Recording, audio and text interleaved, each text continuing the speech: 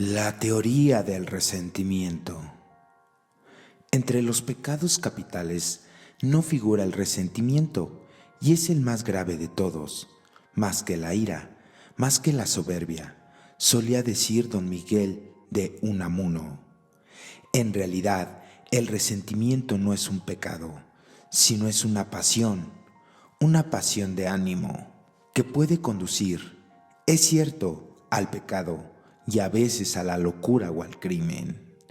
Es difícil definir la pasión del resentimiento, una agresión a los otros hombres o simplemente de la vida en esa forma imponderable y varía que solemos llamar mala suerte. Produce en nosotros una reacción fugaz o duradera, de dolor, de fracaso de cualquiera de los sentimientos de inferioridad. Decimos entonces que estamos adoloridos o sentidos. La maravillosa aptitud del espíritu humano para eliminar los componentes desagradables de nuestra conciencia hacen que, en condiciones de normalidad, el dolor o el sentimiento, al cabo de algún tiempo, se desvanezcan. En todo caso, si perduran, se convierten en resignada conformidad.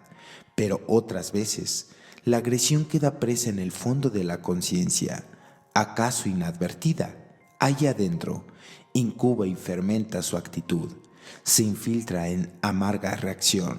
Es el inteligente el que plantea, ante cada trance adverso, el contraste entre la realidad de aquel y la dicha que cree merecer. Me trata, por lo común, de inteligencias no excesivas. El hombre de talento logrado se conoce, en efecto, más que por ninguna otra cosa por su aptitud de adaptación. Y, por tanto, nunca se considera defraudado por la vida. Ha habido, es cierto, muchos casos de hombres de inteligencia extraordinaria, incluso genios, que eran típicamente resentidos, pero el mayor contingente de estos se recluta entre individuos con el talento necesario para todo, menos para darse cuenta de que el no alcanzar una categoría superior a la que ha logrado no es culpa de la hostilidad de los demás, como ellos suponen, sino de sus propios defectos. Envidia, odio y resentimiento. Debe notarse que el resentimiento, aunque se parece mucho a la envidia y al odio, es diferente de los dos. La envidia y el odio son pecados de proyección estrictamente individual.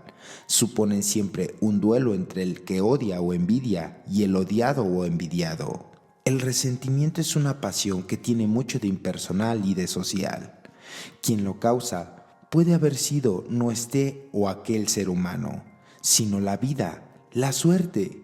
La reacción del resentimiento no se dirige tanto contra el que no pudo ser injusto o contra el que no se aprovechó de la injusticia, o contra el que se aprovechó de la injusticia, como contra el destino. Esto reside lo que tiene la grandeza. El resentimiento se filtra en toda el alma y se denuncia en cada acción.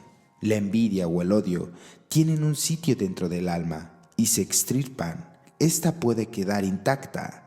Además, el odio tiene casi siempre una respuesta rápida ante la ofensa y el resentimiento es pasión, ya lo hemos dicho, de reacciones tardías, de larga incubación entre sus causas y sus consecuencias sociales.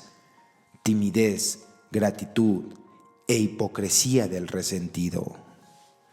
Coincide muchas veces el resentimiento con la timidez. El hombre fuerte reacciona con directa energía ante la agresión y automáticamente, como un cuerpo extraño, el agravio de su conciencia. Esta elasticidad devastadora no existe en el resentido.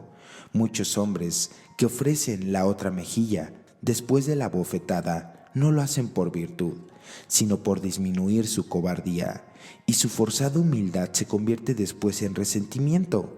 Pero, si alguna vez alcanzan a ser fuertes con la fortaleza adveniza que da el mando social, estalla tardíamente la venganza, disfrazada hasta entonces de resignación. Por eso son tan temibles los hombres débiles y resentidos cuando el azar les coloca en el poder, como tantas veces ocurre en las revoluciones. He aquí también la razón de que acudan a la confusión revolucionaria tanto resentidos y jueguen un desarrollo importante. Las cabecillas más crueles tienen con frecuencias antecedentes delatadores de su timidez antigua y síntomas inequívocos de su actual resentimiento. Asimismo, es muy típico de estos hombres no solo la incapacidad de agradecer, sino la facilidad con que transforman el favor que les hacen los demás en combustibles de su resentimiento. Hay una frase de Robespierre, trágico resentido, que no se puede leer sin escalofrío. Tal es la claridad que proyecta la psicología de la revolución. Sentí desde muy temprano la penosa esclavitud del agradecimiento. Cuando hace el bien a un resentido, el bienhechor queda inscrito en la lista negra de su incordialidad. El resentimiento ronda, como animado por sordos impulsos, en torno del poderoso, le atrae y le irrita a la vez. Este doble sentimiento le ata amargamente al séquito del que manda. Por eso encontramos tantas veces al resentido con la corte de sus poderosos. Y los poderosos deben saber que a su sombra crece inevitablemente 1000 veces más peligroso que la envidia, el resentimiento de aquellos mismos que viven de su favor. Es casi siempre el resentido, cauteloso e hipócrita. Casi nunca manifiesta a los que le rodean su acidez interior. Por debajo de su disimulo se hace, al fin, patente el resentimiento. Cada uno de sus actos, cada uno de sus pensamientos acaba por estar transitado de una indefinible acritud. Sobre todo, ninguna pasión asoma con tanta claridad como esta a la mirada, menos dócil que la palabra y que el gesto para la cautela. En relación con su hipocresía está la afición del resentimiento a los anónimos.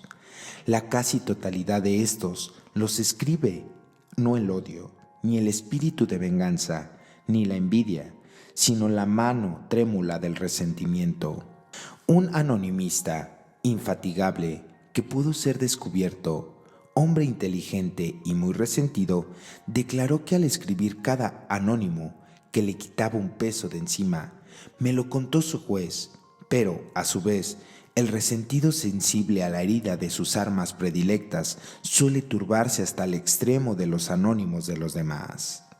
Éxito social y resentimiento. Todas las causas que dificultan el éxito social son las que con mayor eficacia crean el resentimiento. Por eso es, principalmente, una pasión de grandes ciudades.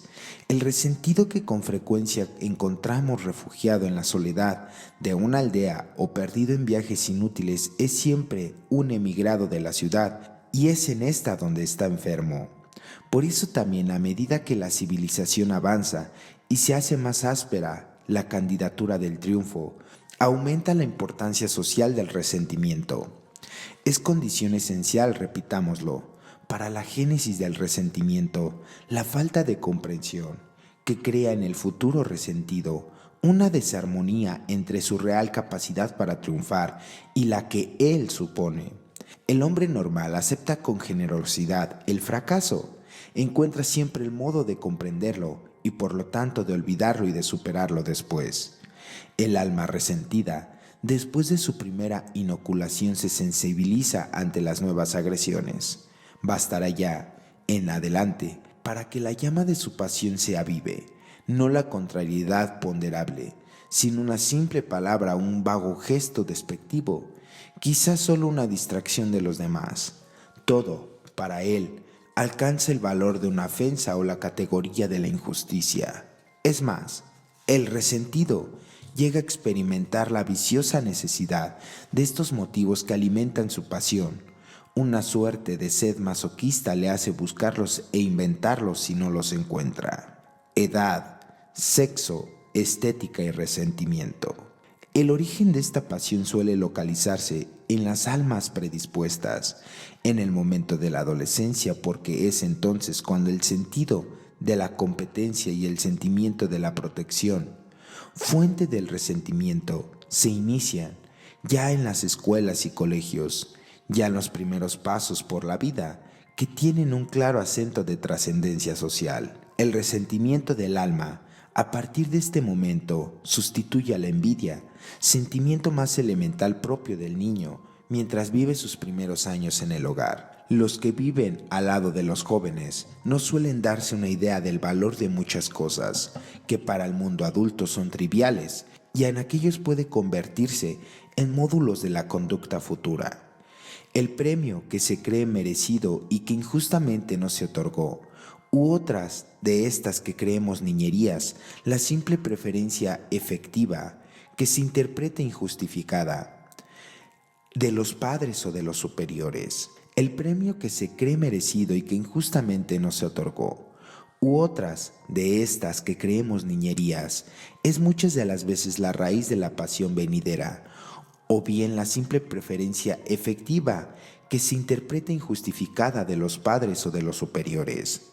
En cambio, es raro que el castigo, por injusto que sea, origine el resentimiento. Un castigo injusto suscita la humillación, el odio fugaz o la venganza, pero casi nunca el resentimiento, como no sea muy repetido y delate entonces una pasión personal cargada de injusticia específica. Al lado de los motivos de trascendencia social, juega un papel importante en la creación del resentimiento los de orden sexual, sobre todo en el varón, y es precisamente por la profunda repercusión social que en el hombre tiene este instinto. El fracaso sexual, en cualquiera de sus formas, tiene un sentido depresivo tan grande que hace precisa su ocultación inmediata y que convierte con facilidad en resentimiento. He aquí que podemos afirmar que un grupo grande de varones resentidos son débiles sexuales, tímidos, maridos sin fortuna conyugal o gente afectada de tendencias anormales y reprimidas. En todo resentido, hay que buscar al fracasado o al anormal en su instinto, sin olvidar que también yo sé que los que hay cientos de estos fracasados y son anormales del amor, llenos de generosidad heroica y por tanto inaccesibles al resentimiento. Con ello se liga otro aspecto importante del problema, la relación del resentimiento con la estética. Muchos resentidos lo son a favor de la situación de inferioridad social o sexual, o ambas a la vez creada por una imperfección física, sobre todo las enfermedades difíciles de disimular, las que ofenden a los sentidos, y aquellos defectos que la impidan de esas gentes suele considerarse como una burla, como las jibas y las cojeras. En cambio, es muy común que con la pura frialdad, aun siendo muy graduado o graduada, no origina el resentimiento, incluso en la mujer. Sin duda, porque siendo repulsiva, la fealdad se compensa instintiva y gradualmente con el ejercicio de la simpatía, que el feo tiene que realizar desde su infancia para no desmerecer del que no lo es. Por la razón inversa, el que posee la hermosura física suele ser con tanta frecuencia falto de gracia o decididamente antipático. La mujer se defiende mejor que el hombre del resentimiento. En condiciones de igualdad, es pasión claramente varonil. La razón es obvia. Si separamos en el sentido de fracaso social que tienen los motivos fundamentales del resentimiento, pues la mujer es casi ajena a la pugna y a la competencia social, aunque aquellas se dedican a los mismos menesteres que el hombre. Todos los que hayan observado de cerca estudiantes de los dos sexos, tratados en idénticas condiciones en las clases y en los exámenes, tendrán, estoy seguro, la misma experiencia que yo respecto al efecto mucho menor y mucho más pasajero que entre ellas produce el fracaso académico con relación a los muchachos. Casi nunca es este fracaso en una mujer joven, de origen de esos resentimientos incurables de tantos y tantos estudiantes varones. Sin duda, es esto así porque el instinto de la mujer le dice que, a pesar del suspenso, queda intacta su retaguardia esencialmente femenina, que es la maternidad. De esa misma fealdad, como hemos dicho, se suele defender la mujer ante el peligro del resentimiento, porque en ella el recurso compensador que es la gracia alcanza potencialidad mucho más eficaz que en el varón. A una mujer fea le basta la gracia para evitar el fracaso específicamente femenino, que es la falta de atracción sexual, y la preserva a la vez del resentimiento. La mayoría de las mujeres resentidas lo son a consecuencia del fracaso específico de su sexo, la infectualidad o la forzada soltería, pero aún en este caso se defienden mejor que los hombres fracasados, porque tienen más viva que esto su capacidad para la generosidad y encauzar fácilmente hacia objetivos sublimados el instinto inactivo. Falsa virtud del resentimiento. La inferioridad física o moral, no compensada por la generosidad, obliga al resentido a un cierto número de limitaciones que parecen virtudes. Por esta razón y por la que ya se comentaba la hipocresía, el resentido para muchos, ante los ojos inexpertos, con una apariencia de respetabilidad, suele ser falsa esta virtud del resentido afectada y pedante, y alcanzada en ocasiones la rígida magnitud del puritarismo. Muchos puritanos son solo resentidos, hombres incapaces de amar y de comprender, tanto los que se han hecho famosos en la historia como Robespierre, monstruo de odiosa rectitud, como el perverso e íntegro Calvino, y como Tiberio, como los innominados, los que pasan en silencio a nuestro lado cada día. El sentimiento de su incapacidad injustificada, creen ellos, para triunfar plenamente la vida, les hace renunciar a todas las posibles y grandezas y a parecer desinteresados y humildes. Del mismo modo, su fracaso sexual se convierte en castidad ostentosa. Otras veces, este sentimiento les hace, como antes hemos dicho, alejarse del mundo, en huidas de las personas no se pueden explicar y que son huidas dolorosamente útiles de ellos mismos. La forma y el resentimiento. Todas las circunstancias que favorecen al resentido coinciden frecuentemente con un tipo físico y mental determinado. Suelen ser los resentidos muchas de las veces individuos ascéticos, altos y flacos, propensos a la vida interior y a esa frialdad efectiva que caracteriza a los esquizofrénicos. Y adviértase que esta tendencia a la vida interior es compatible con el desconocimiento absoluto de sus propias aptitudes, que ya lo sabemos, es una de las fuentes del sentimiento resentido. Por el contrario, el individuo introvertido es el que peor se conoce a sí mismo. Nuestra propia personalidad se aprende fuera de nosotros, en el espejo de las reacciones de los demás ante ella y nunca contemplándonos en nosotros mismos. El hombre ancho, pletóico, de vida exterior y de humor expansivo y lleno de alternativas, podrá ser un malvado y sobre todo un amoral, pero rara vez un resentido. Así nos explicamos también la frecuencia con que el resentido es antipático. Lo es casi siempre el hombre flaco, reservado y egoísta. Lo es, por lo menos, con mucha más facilidad que el hombre gordo, generoso y expresivo. La raíz última de la antipatía está en la ausencia de generosidad, raíz también del resentimiento. La antipatía aumenta a medida que la personalidad resuma hacia afuera el amargor contenido del resentimiento. Aludiremos finalmente a la relación del resentimiento con el humorismo. El humorismo verdadero es muy difícil de definir porque es apenas imposible de separar a las distintas variedades del buen humor. El buen humor, es la aptitud de expresar en forma incontinente y ruidosa los aspectos notariamente cómicos de la vida. El humorismo es el arte de extraer el pozo cómico que hay en la vida seria y de expresarlo con dignidad. El buen humor puede hacernos llorar en risa. El humorismo hace sonreír a la tristeza. La gracia del buen humor es la que está en la superficie de las cosas alegres. La del humorismo es la que está escondida en el fondo de las cosas serias. La gracia del buen humor se expresa alborotadamente y la del humorismo con seriedad. El humorismo puede ser una aptitud innata de los individuos y de las razas, pero otras veces es una reacción ocasional, típica del resentimiento, porque es la patente de corso para crucificar entre sonrisas las cosas, las personas o los símbolos que nos han hecho un mal o que nos figuramos que no nos lo han hecho. Es evidente que el origen del humorismo es, en muchas ocasiones, un agravio que en el lugar se desvanece y, de vengarse, ha anidado en el alma y se ha transitado de resentimiento. Es cierto también que muchos resentidos han hecho inofensiva su pasión gracias al ejercicio compensador del humorismo. El resentimiento es incurable.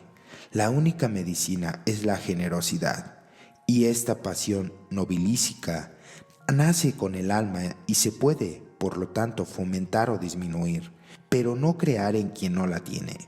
La generosidad no puede prestarse ni administrarse como una medicina vendida de fuera. Parece a primera vista que como el resentimiento es siempre un fracaso en relación a su ambiente, el triunfo le debería curar. Pero, en la realidad, el triunfo, cuando llega, puede tranquilizar al resentido, pero no le cura jamás. Ocurre por el contrario. Muchas veces que al triunfar, el resentido lejos de curarse empeora, porque el triunfo es para el que la consagración solemne de que estaba justificado su resentimiento y esta justificación aumenta la vieja actitud. Esta es otra de las razones de la violencia vengativa de los resentidos cuando alcanza el poder y de la enorme importancia que, en consecuencia, ha tenido ésta en su pasión de la historia.